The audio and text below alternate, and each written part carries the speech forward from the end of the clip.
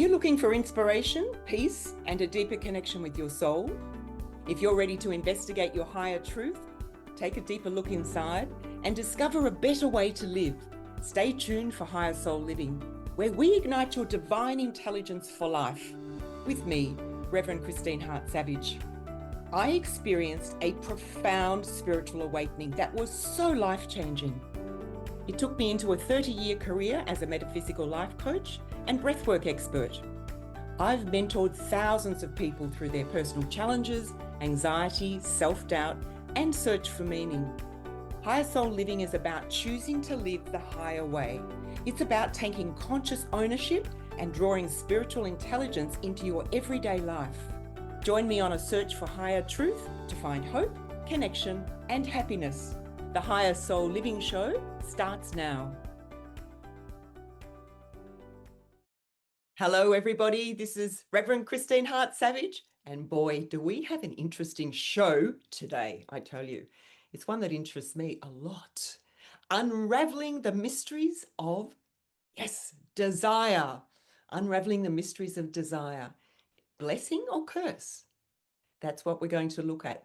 Is it a blessing to have desire, or is it a curse?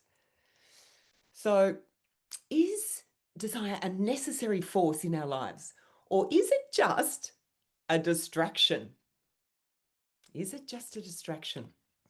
So there's a lot of confusion around this topic of desire. I love that word, desire. It's got something about it, doesn't it? Desire. It says something. So there are opposing teachings and interpretations on this topic, lots and lots of them. So is desire friend or foe? Is it something that supports you in life, or is it something that actually hinders you? Does it hinder us? So I open this up with you. What do you think? Have you thought about desire? Is it good for you? Is it bad for you? What are your personal thoughts on this subject of desire? So today we're going to explore the intricate relationship between the ego, which I'll call the personality self as well, because that's what it is. So between the ego, the personality self, spirituality, and desire. So some spiritual teachings say that all desire must be weeded out. It must be killed off, stamped into the ground, gotten rid of. And some spiritual teachings say desire is absolutely necessary for life. So we end up scratching our heads in confusion. I've scratched my head a lot. I think I've got a hole happening here on the right side around confusion, or I used to have confusion around this topic of desire. So I think I said that incorrectly. Anyway, I mean that I had confusion around desire. So is desire a necessary force in our lives, or is it a distraction? Is it something to be weeded out, destroyed, demolished, killed off, or is it something to be understood, nurtured, and developed? So let's take a look at desire from a few different angles. So I'd really like to look at it from some different angles today. And firstly, I always like to do this. I want to look at the dictionary definition for desire. Still got the throat thing happening, sorry. So desire, the dictionary definition for desire is a strong feeling of wanting to have something or wishing for something to happen. So wishing for something to happen, that's desire. But the question is desire a good force? Is it good for you, or is it a temptation, or a dangerous temptation at times? So let's look firstly at the ego. So the ego that I often refer to, as I mentioned before, is the outer self. So that's the human personality. That's what I would call the ego. So the human personality, and that outer self is conditioned. That personality, it's been very conditioned. It's the conditioned part of us. So it's formed by the life we've lived, the parents, the teachers, the situations, the experiences that we've had in the world around us, our surroundings. And the outer self can actually be, as we know, contrary, emotionally unstable, and very, very full of self-doubt. So that's the personality self. And this part of us is often looking for gratification. So it's looking for pleasure through actions, pleasure through its daily activities. And this is the part of us, I believe, that the teachings of kill off all desire is coming from. This is the part. So often language gets in the way of our understanding. So desire can definitely have a negative quality to it. I want to speak about what I call unguarded desire. And this is the part that I really do think they're speaking about in those spiritual teachings that oppose each other, some for, some against desire. I think they're really speaking about unguarded, what I call unguarded desire. So in the way that I see it, unguarded desire is a lack of free will, or I could say it differently, it's a lack of self-control. So when I say a lack of free will, meaning that we lack that self-control to make decisions around desire. This lack of self-control allows the desire of the ego to lead us astray if we let it. So all human beings know the difference between destructive desire and constructive desire. We all know that. Therefore, we each have a choice around letting the energy of desire go out into constructive or destructive channels. So really, even a young child knows the difference between a destructive and constructive channel. You watch little children and a 2-year-old that does something and you might say to him or her, "What have you done?" And they will instantly put their head down and go all shy and funny because they know the difference between what is constructive and what is destructive. So it's innate. We're all born with this knowing. So that's the first point. We do know what is constructive, what is destructive. Once you allow an unguarded desire to flow into a destructive or unhealthy activity, even once you allow that unguarded desire to flow into that destructive pattern or destructive activity just once, you actually begin to build a prison around yourself. So every time you repeat the unhealthy activity, the desire becomes stronger until you're actually caught in its web. And then what happens is we've built our own prison around us by this action. See, energy is an interesting thing. When we put our attention onto something, say a desire we have, and we action that desire, we action that, we literally put some of our own energy, our own life force into that thing. And that might sound really obvious, but it's an interesting thing because I think we understand it, but don't really understand it fully. When we put energy into something, what happens is that's part of us that we have over there. That bit of energy belongs to us. So it will keep saying, "Hey, I'm over here. I'm over here. Yes, remember me," which is a drawing power that it has. So it keeps pulling us back. It keeps pulling our attention back to it to say, "Yes, I'm still here," because we need to spend our energy very wisely. And if we're putting it into something that is destructive, that's going to keep calling to us. And if we keep doing the same action of that unhealthy desire, we're going to end up with an addiction. I hope that made sense. I wasn't really going to say that today, but it came out of my mouth. So when we put energy into anything, a good desire or a bad desire, it will draw us forward into it. Now, back to repeating. So every time you repeat the unhealthy activity, the desire becomes stronger until we're caught in its web. This is an unhealthy desire. So hence, you've built a prison around yourself, or you're building one.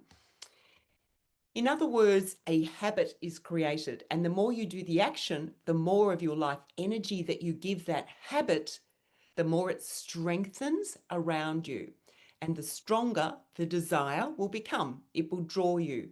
This is what the power of attraction is really about. So you'll know it's an unguarded and unregulated desire by your feeling. Because sometimes people will say, well, how do you know? How do you know if that desire is a healthy or unhealthy one? But you know by your feeling. If it's not good, if it's an unhealthy desire, you won't feel good. You won't feel wholesome. You won't feel happy. You might feel guilty. You might feel unhappy with yourself, angry with yourself about that action. So when desire becomes an unhealthy habit, an obsessive, uncontrolled driving force, it takes you over.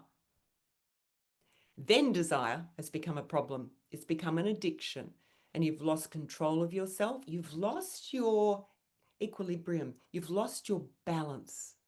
Now, this is unhealthy desire. And this is what I believe the teachings of kill off desire is about. I think it's alluding to this type of desire that is unhealthy. Now, let's have a look at another part of desire. Now, I've studied and still study the teachings of the I Am, which I've spoken about quite a bit, and metaphysical science because I just love it. So I read a few pages every day before I meditate, and I've been doing this for decades. And the thing that I've found that I've ongoingly find interesting is that when I change and as I grow and expand, my understanding changes. So I read the same words in the same books, but my comprehension deepens continuously. So you can read the same book or the same information over and over, and it's like you're reading a different book each time because you have changed. And that expansion is also a shift in frequency, which creates a new vibrational opening, and you gain a new comprehension of the information you're taking in. Now, why am I telling you this all of a sudden? Why am I telling you this? Because personally, I have a strong desire.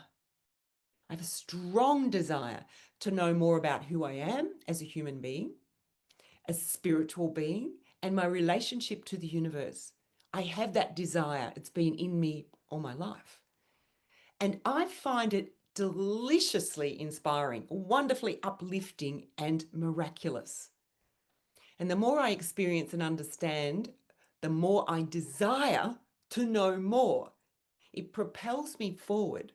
It enlivens me. It makes me strive to become more, to be more, to experience more, to really uncover more about the mysteries of life. And I know it's a good desire. Well, I think it is because it makes me feel good. It makes me feel happy, and it makes me feel wholesome. So you may have a desire to, say, learn an instrument. You may want to learn to dance. You may desire to become a doctor, an engineer. You may desire to be married, be a wife or a husband. You may desire to be a mother or a father. You may desire to be a police person, a business person. You may desire to travel. I have a bit of that one too. You may have many, many different desires. So in those desires, are they good desires? Do you feel good about them? Are they unhealthy desires? Perhaps you're caught in some sort of addiction and you think this is a really unhealthy desire and it's taking a lot of your energy, but you don't seem to be able to stop it. That's an unhealthy desire. So the spiritual teachings that I study speak about desire this way that we're going to go into now. So desire is the motive power by which thought is carried forth into productivity. So I'm going to say that again. Desire is the motive power by which thought is carried forth into productivity. So the teachings state very clearly that everything that is manifest in the world comes from a desire backing it. And the teachings of the I Am and metaphysically is that desire is the power of the soul trying to find expression. The desire of, desire is the power of the soul trying to find expression. Now, this to me makes sense. It makes sense because your soul knows why you're here. And you get this prompting, this feeling to move in a certain direction. That's desire. We could speak about that prompting as desire. What we have to watch is that that desire is going in the right direction, meaning is it coming from the personality self, the ego, or is it coming from more the spiritual self or the soul self or the intelligent self, universal self, whatever you'd like to call that? Which one is it coming from? And the only person that will know that is you. So desire is the power of the soul trying to find expression. I love that quote. It's a really great quote. So if you're connecting more and more strongly with your soul, your higher power, you will feel its desire magnetically drawing you towards your soul's path. It's like a magnet, literally. It's like a magnet. You will feel it magnetically drawing you in a particular direction. Particularly if you want to learn music or dance or a particular subject that you want to study in life, you get this yearning, this feeling, oh, I'd really like to do that. Or you might like to learn to paint or be creative in some way. That desire, that's coming from a really deep part of you. And it's a great idea to actually step into it if you can. Another way of saying this is that you'll be drawn towards your purpose. And it's not always purpose like we think of purpose. It could be some creative endeavor that makes you feel good, that raises your vibration, that really supports you in your life, whatever you do. So everything isn't about our working life. It can be about our spiritual growth or our human being expansion as a person. So we could call this sort of desire spiritual desire. That's my word for it, but you could use any particular word for it. But it's a very practical and it's very practical thing. It's based in everyday life, desire, because we wake up and we have desires. We wake up in the morning, we desire to do something. So it isn't just spiritual. When I say spiritual, it's very connected to life. In fact, everything spiritual is very connected to life. We're living this physical life. We have the spiritual part of us, the mental part of us, the emotional part of us, the physical part of us. And then we take action in the world. Hopefully, really inspired good action that's on track for our soul's journey. So that desire is innate, it's inside us. And when we have a desire to move in a certain direction, often it takes commitment, it takes courage and strength and conscious self-leadership. We have to be strong within ourselves to move forward. It takes using your free will. It's taking control of yourself, stepping into action to create that desire, that healthy desire, that soul's desire. And it really does take a strength within you. So desire is the first step in the creation process. So your desire is molding universal substance, literally. So when you have a desire, it starts to mold universal substance and draw you towards that because you're putting some of you, as we were saying earlier, some of your energy into that substance, and it will keep drawing you. If we killed off all of our desire, we would all be living in a state of apathy. There'd be no need to do anything. We would just be existing as blobs, basically. We'd just be a blob. We would have no desire to do anything, no enthusiasm, no aliveness. Can you imagine that? Sitting around like a blob. We've lost our desire if that's happening. We're not in touch with the deeper part of ourselves. So when you have constructive desire and it's backed by determination, you're using the life of the universe. You're actually really tapping into the flow of your soul. The energy of your soul flows through you and into your desired direction. So it flows through you, from your soul through you into your desired direction. A higher power or energy it really does begin to flow when the desire is constructive and focused, and it moves you towards the achievement of that desire. So when you really connect up with your higher power, the energy literally starts to flow through you when the desire is constructive and when it's focused. It moves you towards the achievement of that desire. So desire, this is the essence of life.